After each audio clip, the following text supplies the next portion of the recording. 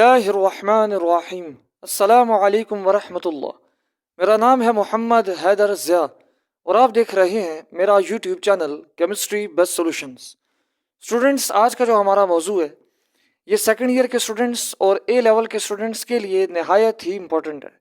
किस तरह एग्ज़ाम में किसी भी गिवन आयुपैक नेम को आप स्ट्रक्चर में कन्वर्ट कर सकते हैं, इसी चीज़ को हम आज के इस लेक्चर में डिस्कस करेंगे। तो चलिए अपने मौजू की इब्तिदा करते हैं। जैसा कि आप बोर्ड पर देख सकते हैं, लिखा हुआ है 4,5 di ethyl 6 methyl heptanoic acid. हमेशा की तरह दो चीज़ों को सबसे पहले आपने आइडेंटिफाई करना है, नंबर 1 ब्रांच और नंबर 2 पेरेंट चेन। तो 4,5 डाई इथाइल 6 मिथाइल वाला जो रीजन है ये हमारे पास ब्रांच वाला रीजन है। लिखा हुआ है हेप्टेनोइक एसिड, ये जो मेरा रीजन है ये पेरेंट चेन है।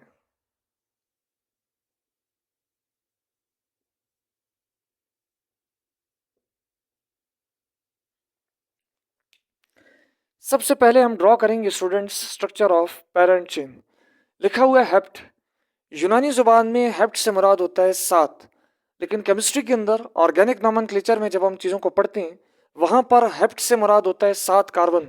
तो मैं 7 कार्बन एटमों को तरतीब से लिख लूँगा। कार्बन नंबर 1, 2, 3, 4, 5, 6, 7 लिखा हुआ है। इसके बाद AN, ये वावल नहीं है, ये बेसिकली अल्केन है, ANE एन। उसके उसका जो ई है उसे ड्रॉप कर दिया गया। उसकी वजह, क्योंकि आगे ऑलरेडी एक हमारे पास ओ मौजूद है और ओ एक हमारे पास क्या है, ओ हमारे पास वावल है। यहाँ पे आपने फोकस करना है, ये जो AN है ये ANE एन सफिक्स है अल्केन का, जो इस बात को जाहिर करता है कि जितने भी कार्बन एटम मौजूद हैं उन सब के बीच में सिंगल कोवैलेंट बॉन्ड मौजूद है। लिहाजा मैं तमाम कार्बन एटम्स के बीच में सिंगल कोवैलेंट बॉन्ड को ड्रॉ कर दूंगा। इसके बाद स्टूडेंट्स आपने करना क्या है, लिखा हुआ है OIC एसिड। ये जो हमारे पास OIC एसिड है ये सफिक्स है कार्बोक्सिलिक एसिड का। सवाल ये पैदा होता है कि कार्बोक्सिलिक एसिड को कहाँ पे अटैच करना है। तो सबसे पहले हमने नंबरिंग देनी है। नंबरिंग देने के बाद पता चलेगा इसे कहाँ पे अटैच करना है। तो याद रखते हैं, जब आप किसी भी गिवन आयुपैक नेम को स्ट्रक्चर में कन्वर्ट कर रहे होते हैं, पेरेंट चेन जब आप बना लेते हैं उसके बाद ये आपकी मर्जी पर डिपेंड करता है कि आप उस पेरेंट चेन को जो नाम है वो दाईं जानिब से देंगे या बाईं जानिब से। लेट अस सपोज मैं इसको नाम देता हूँ बाईं जानिब से। ये मेरा पहला कार्बन है, ये दूसरा, ये तीसरा, चौथा, पांचवा, छठा और ये सातवां। अब लिखा हुआ है OIC एसिड। कोई पोजीशन मेंशन नहीं है फार्मूला में कि OIC एसिड यानी कार्बोक्सिलिक एसिड वाला फंक्शनल ग्रुप कहाँ पे अटैच है। तो जहाँ पे कुछ मौजूद नहीं होता वहाँ पे 1 होता है। इट मीन्स कि हमारे पास जो पहला कार्बन है यहाँ पर कार्बोक्सिलिक एसिड का जो फंक्शनल ग्रुप है वो अटैच होगा। तो इस कार्बन का मैं डबल बॉन्ड बना लूंगा ऑक्सीजन के साथ और इसके एक कॉर्नर पे मैं अटैच कर दूंगा हाइड्रोक्सिल OH। तो ये बन गया मेरे पास कार्बोक्सिलिक एसिड फंक्शनल ग्रुप। अब हम अटैच करेंगे स्टूडेंट्स ब्रांचेस को, क्योंकि मैंने पेरेंट चेन वाला जो रीजन है उसे कंप्लीट कर लिया। लिखा हुआ है 4, 5 यानी चौथे कार्बन पर और पांचवें कार्बन पर कोई सब्सटीट्यूशन हुई हुई है।